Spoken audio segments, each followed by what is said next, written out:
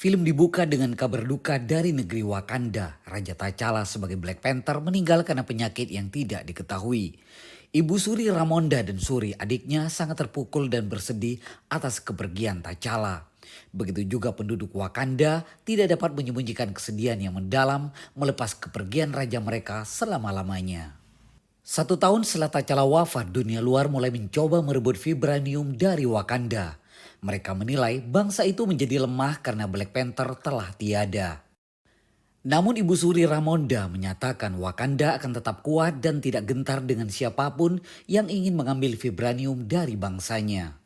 Di sisi lain, pemerintah Amerika juga tengah melakukan operasi rahasia untuk mencari vibranium. Dengan alat detektor canggih, mereka berhasil menemukan sumber energi tersebut di bawah laut. Pasukan penyelam elit tak lama kemudian diterjunkan untuk mencari vibranium di area tersebut. Tak disangka, pasukan itu justru diserang oleh makhluk misterius yang hidup di bawah laut.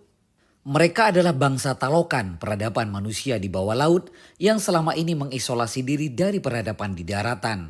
Bangsa itu dipimpin oleh Namor, seorang mutan berkekuatan super yang telah berkuasa selama ribuan tahun. Bangsa Talokan hidup di bawah laut dengan mengandalkan vibranium sebagai sumber energi.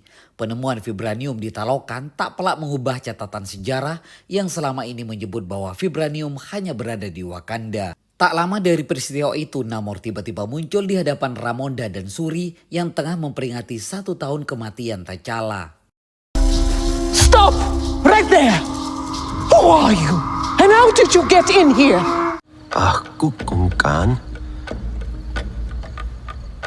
But my enemies call me Namor. Namor protes karena Talokan yang selama ini terisolasi menjadi terusik setelah Wakanda unjuk kekuatan vibranium ke dunia luar. Ia menuntut pertanggungjawaban Wakanda atas keputusan yang berdampak kepada bangsanya. Namor memberikan ultimatum agar Wakanda dapat menangkap ilmuwan yang membuat alat detektor vibranium. Ilmuwan itu harus ditangkap tanpa sepengetahuan dunia luar lalu diserahkan ke Talokan untuk dibunuh. Jika menolak, Namor beserta tentara Talokan akan muncul di kedaratan dan menghabisi seisi dunia. Namun permintaan Namor itu menimbulkan masalah baru bagi Wakanda karena ilmuwan yang mereka cari ternyata masih remaja.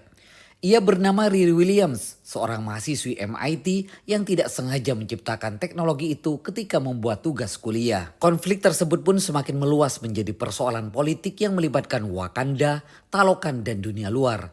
Di sisi lain, Suri dan keluarga kerajaan masih berkutat dengan rasa duka atas kematian T'Challa. Let's go!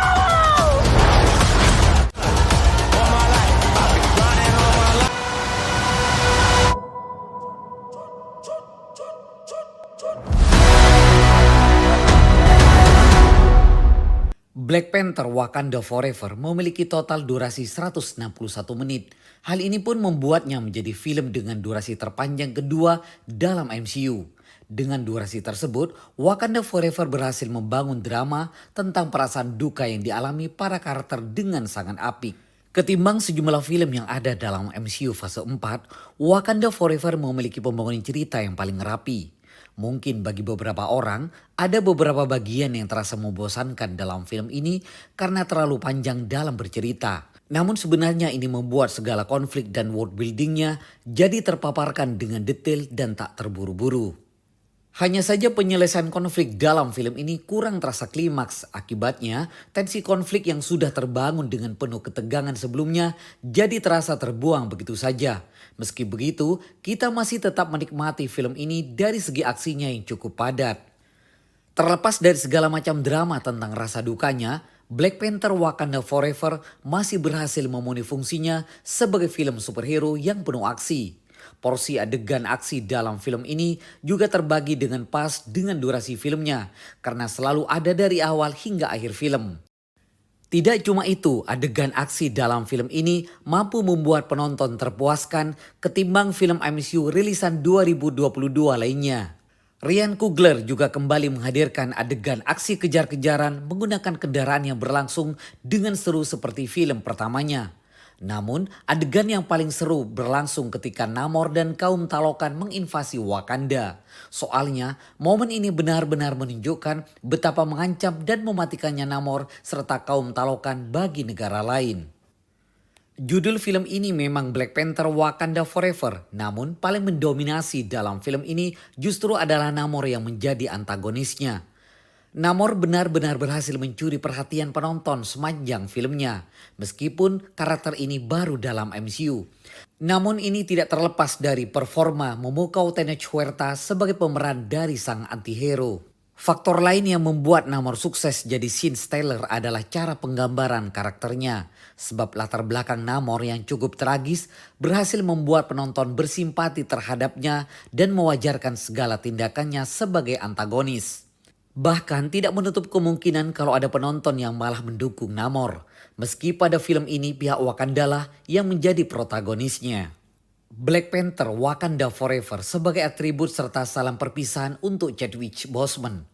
Film ini terbilang sangat mengeksplor perasaan duka baik sebagai pemicu konflik hingga penyelesaian segala permasalahannya. Hasilnya Wakanda Forever benar-benar menjadi tribut yang emosional terhadap pendiang Chadwick Boseman tanpa terasa mengeksploitasi kepergian sang aktor. Hal itu jugalah yang membuat Wakanda Forever jadi penutup yang terasa tepat untuk MCU fase 4. Demikian review film Black Panther Wakanda Forever. Jangan lupa untuk like, subscribe, dan komen. Terima kasih dan sampai jumpa.